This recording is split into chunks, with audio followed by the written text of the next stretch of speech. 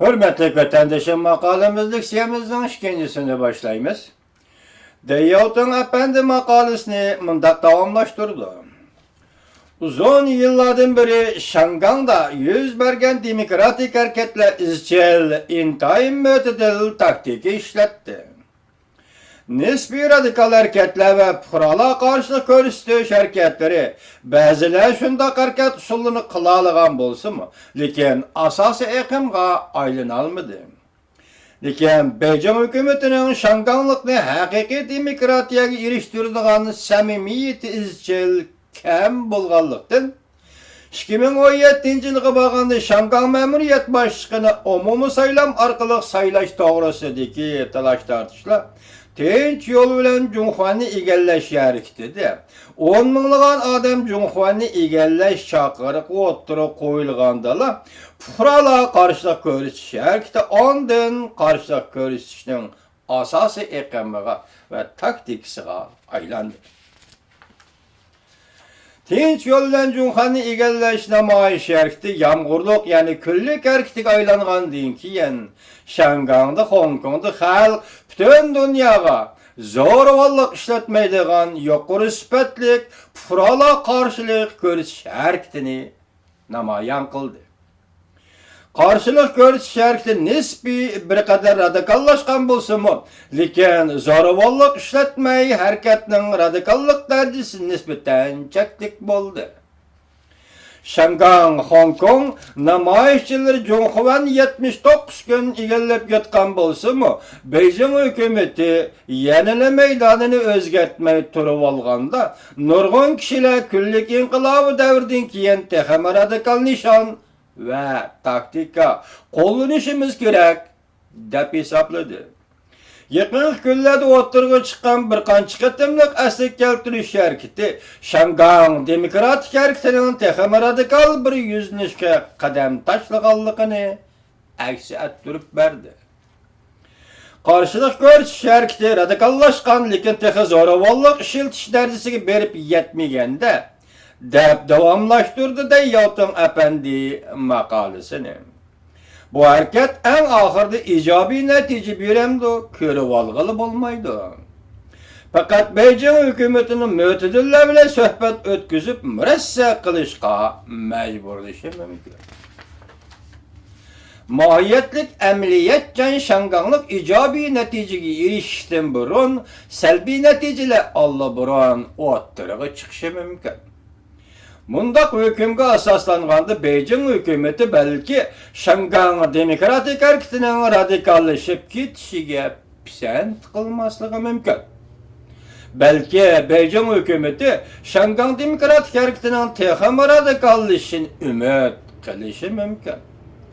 Radikallaşışga yol qo'yib texnik ko'p salbiy oqibatlarni keltirib chiqarishi mümkün. Şu arqalıq Beijing hükümeti Şangang demokratik hareketini o'tiri sapti turg'uchilarning qo'llashidan ayirib etib, demokratik hareketni ajizlashtirish, oxiri hareketni ujuqtirish maqsadiga yetishi mumkin. Ba'zi joylarda qarshilik ko'rsatish hareketi o'tirg'i chiqqan radikallarni hokimiyat taraf o'zini qo'llab tarbiyaladi. Shu orqali Şangang demokratik hareketni qo'llovchilarni va istashi qilg'uvchilardan ayirib etmoqchi bo'ldi. Deyyotun Efendi maqolasi mundaq davomlashtirdi. Haqiqiy ma'nilik fuqarolar qarshilik ko'rsatish hareketini radikallashtirish orqali erishadigan ijobiy unumga ehtiyojliq emas.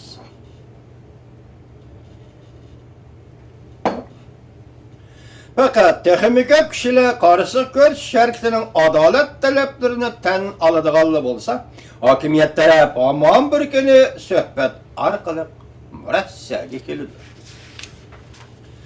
Shunga Şangang demokratik harakati eng muhim tinchlik bilan demokratik harakat elib berish ro'yida chang turishi lozim. Zo'ravonlik ishlatmasdan yetib ketib, zo'ravonlik ishlatmasdan tayib ketib, zo'ravonlik ishlatishga yuzlangan hamon Beijing hukumati bundan foydalanib Şangang, Hong Kong demokratik harakatiga zarba berdi. Beijing hükümeti eğer Şangang demokratik hareketini bevosita vasıtlik qildi radikallashtirib, ondan bu kısmen dep oylagan bolsa, andan yoqtiman dep oylagan bolsa, bu bir ahko'ngillik bilen xiyal qilishdir. Beijing hükümeti Şangang'da barlıq qarşılıq görüşlerini yoqtup itelmeydiyken, o halde Şangang'da qarşılıq görüşlük ebedi toxtamaydı. Çünkü Şangang'dayken Hong Kongluk demokratiyani qo'lga keltirish niyetidan hergiz vaz kechmaydi. Qarşılıq ko'rsatkichilarni zo'ravonlik qilish yo'liga ittirish butkul jamiyatga texmi zo'r muqimsizlik elib kelib, eng oxirida yanada Beijing hukumati bu vaziyatni o'zi bir taraf qilishga majbur bo'ladi. Shangang Jungo'ning cho'nqur qatlamli ziddiyatlarini hal qilish uchun texmi jonliq amaliy usul choralar bilan Shangang xalqi uzundan bir o'tirib qo'yib kelayotgan umumiy saylam to'g'risida talablarni astoydil bir taraf qilishi lozim. Deyovtang apandi maqolasini davomlashtirib bundoq deydi: agar Beijing hukumati Shangang, Hong Kong xalqining demokratik talablariga to'g'ridan-to'g'ri yuzlanadigan bo'lsa, Shangang demokratik harakati o'zligidan g'oyib bo'lishi mumkin. Chunki Shanganglik u chog'da yetmoqchi bo'lgan maqsadga va nishonga yetib bo'lgan bo'ladi. Shangang bilan Jungo o'rtasidagi ziddiyatmi oz edi. Shu vaqtga yetganda qattiq qo'l, radikallashgan bir qism kishilar Shangang demokratiyasi ayrim kishilar tarafidan tashlab etildi. Faqat bizlam Shangang demokratiyasi harakatining huquq haqiqiy mo'rtari bo'lamiz. Biz davomli qarshilik ko'rsatamiz, hatto zo'ravonlik qilishimiz mumkin, deyishlari mumkin. Biroq butkul jamiyat adolatni amaliylashtirish barliq kishilarning negizlik huquqlarini kafolatga ega qilganda, bundaq jamiyatda mo'tadil kishilar hamon ko'p sonni egallaydi. Zo'ravonlik ishiltish, radikallashishning ta'siri zo'r bo'lishi notayin. Beijing hukumati ichidagi aqlli kishilarning bu nuqtani ko'rib yetolmasligi mumkin emas deydi Deyovtang apandi.